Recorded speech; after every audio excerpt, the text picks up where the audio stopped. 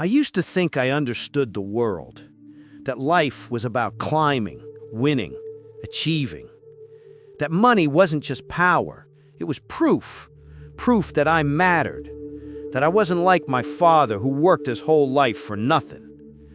My name is Daniel, and this is the story of how greed made me blind and how it took everything I ever loved away from me. I grew up poor. Not we didn't have the newest toys poor. I mean, counting coins to buy bread poor. My father worked double shifts at a small factory, and my mother cleaned offices at night. They used to tell me that happiness wasn't about money, that love, family, and health mattered more. But every time I saw my father come home exhausted, his hands cracked from work, I made a silent promise. I will never live like this. So I studied, I worked, I hustled. While others rested, I built. While others dreamed, I acted. And at 27, I was already a regional manager at a large company. By 32, I had my own business. People called me inspirational, but they didn't know the truth. I wasn't chasing success anymore. I was addicted to it. It started small. A little lie to close a deal faster, a bit of pressure on my employees to push harder. Then a client offered me a bribe, and I said yes. I told myself it was just business. Everyone does it. But deep down, I felt something shifting. That night when I got home, my wife, Emily, kissed me and said, "I'm proud of you." And I smiled back. Money came fast. So fast that I stopped counting. I bought a house by the lake, a luxury car, designer suits. We traveled to Paris, Venice, Tokyo. I gave Emily everything she ever wanted, except me. She used to say, "Daniel, I miss when we just sat on the couch and talked." But how could she understand? I wasn't doing this for me. I was doing it for us. At least, that's what I told myself. But the truth is, I couldn't stop. Every new achievement only made me crave more. I was feeding a monster inside me, and I didn't even notice it was growing stronger. Then came the deal that changed everything. A multi-million-dollar project with foreign investors. It was risky, but if it worked, it would double my company's value overnight. My accountant warned me it was too unstable. My partner begged me to reconsider, but greed had already taken the wheel. I ignored every sign. I cut corners, faked reports, and signed documents I barely read. Because in my mind, success was inevitable. And for a while, it seemed I was right. The project launched with massive profit. I celebrated, drunk on victory, surrounded by people who smiled because of my money, not my heart. That night, Emily didn't join the party. She stayed home. When I came back, she was sitting by the window. Her eyes were red. On the table was an unopened anniversary gift, the one I forgot to give her. "Daniel," she said softly, "you're losing yourself." And I laughed. I actually laughed at her words. I said, "You don't understand what it takes to win in this world." She just nodded. And in that moment, I saw something in her eyes die. 2 months later, the deal collapsed. The investors vanished.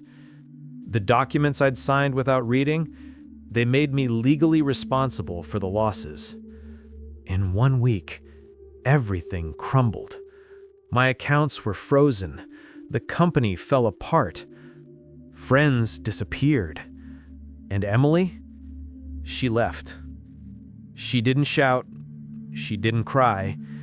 She just packed a small bag and whispered, "I loved you, Daniel, but I can't love what you've become." I watched her walk away, and for the first time in years, I felt real silence. Not the peaceful kind, the kind that screams inside your head. When the bank took the house, I didn't even resist. I moved into a small apartment downtown. My days were quiet. My phone stopped ringing. I had built my whole identity around wealth, and when it vanished, there was nothing left. At first, I blamed everyone else, the investors, the government, even Emily. But eventually, the mirror became impossible to ignore. I realized I was never chasing success. I was chasing worth. I was trying to prove that I was better than the boy who grew up poor, better than my father who never made it. But my father, in all his simplicity, had something I lost long ago: peace. Months passed. One day, while walking through the old neighborhood, I saw my father sitting on a bench. He was older, slower, but smiling.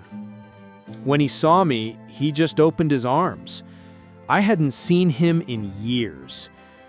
We sat together for a long time without talking. Then he said, "You finally stopped running, huh?" I laughed bitterly. "I lost everything, Dad."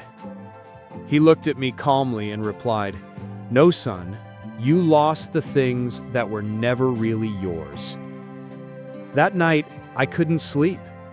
His words echoed in my mind. So I started writing. Not business plans or contracts, but memories, moments, regrets. I wrote to remember who I used to be. I began working again, not in a skyscraper, but at a community center, helping young entrepreneurs avoid the same mistakes I made. They listened to me like I was some kind of mentor, but I told them the truth. I'm not here to teach you how to get rich. I'm here to show you what not to lose while you chase it. Sometimes I visit Emily's social media page. She's remarried now, has a son, and she looks genuinely happy.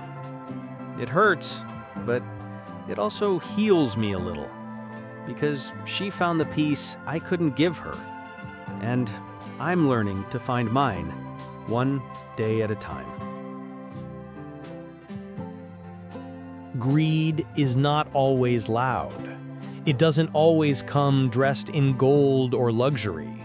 Sometimes it whispers in your ear when you're tired and tells you just a little more.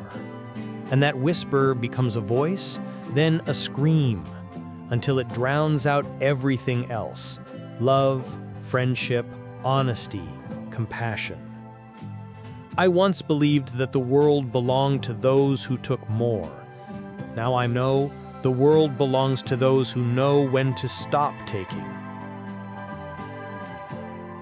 Greed destroyed my life, but it also revealed who I truly was. It forced me to face the emptiness I'd been trying to fill with things.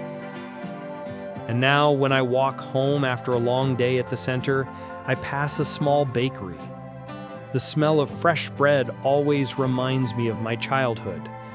And for a moment, I smile. Not because I own anything, but because I finally understand what it means to have enough. If you're listening to this right now, chasing something that keeps running away from you, stop. Look around. Ask yourself what you're sacrificing to get what you want. Because one day, you might wake up with everything and realize you have nothing that matters. Don't let greed steal the warmth of your heart, the laughter in your home, or the love of the people who believe in you. Sometimes the richest person is the one who can look in the mirror and feel peace. Greed took everything from me, but it also gave me one last gift: the chance to start again.